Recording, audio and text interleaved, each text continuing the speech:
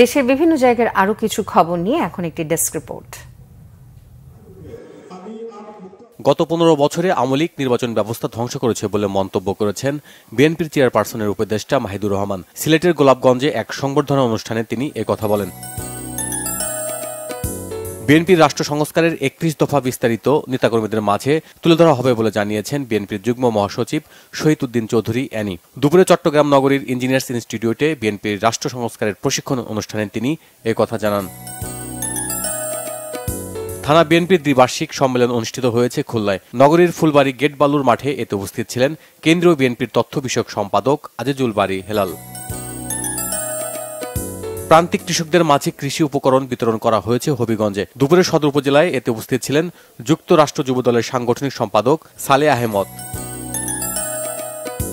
6 December জামায়াতের সম্মেলন উপলক্ষে প্রস্তুতি সভা হয়েছে কুমিল্লায়। দুপুরে টাউন হল মিলনায়তনে এতে উপস্থিত ছিলেন মহানগর জামায়াতের আমির কাজী দীন মোহাম্মদ। গাজীপুরের কৃষকের ধান কাটার কর্মসূচি পালন করেছে কৃষক দলের নেতাকর্মীরা। দুপুরে শ্রীপুর উপজেলায় এতে উপস্থিত ছিলেন উপজেলা বিএনপির সভাপতি। নারী উদ্যোক্তা চিহ্নিতকরণ ও ঋণ বিতরণ বিষয়ক সভা হয়েছে গোপালগঞ্জে। শহরের পৌর কমিউনিটি সেন্টারে এতে উপস্থিত ছিলেন বাংলাদেশ ব্যাংকের খুলনার নির্বাহী পরিচালক এস.এম. হাসান রেজা।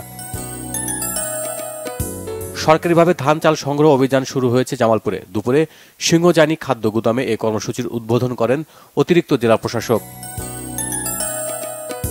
নিত্যপণ্যের মূল্য বৃদ্ধি ও খোলা বাজারে ভোজ্য তেল বিক্রির প্রতিবাদে মানববন্ধন হয়েছে ঝিনাইদহে। সকালে শহরের পোস্ট অফিস মোড়ে এতে অংশ নেন বিভিন্ন শ্রেণী পেশার মানুষ। 10ম শ্রেণীর শিক্ষার্থীকে ধর্ষণ ও হত্যা চেষ্টার প্রতিবাদে মানববন্ধন হয়েছে খাগড়াছড়িতে। সকালে স্থানীয় প্রেস ক্লাবের সামনে এই কর্মসূচি পালন করে ত্রিপুরা স্টুডেন্টস ফোরাম। সাংবাদিকদের সঙ্গে রেলওয়ের বিভাগীয় যান্ত্রিক প্রকৌশলীর অসদাচরণের অভিযোগে মানববন্ধন হয়েছে লালমনিরহাটে। সকালে এই কর্মসূচি পালন করেন স্থানীয় সাংবাদিকরা।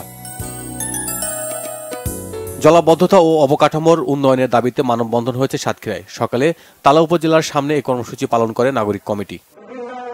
Bangla vision news desk.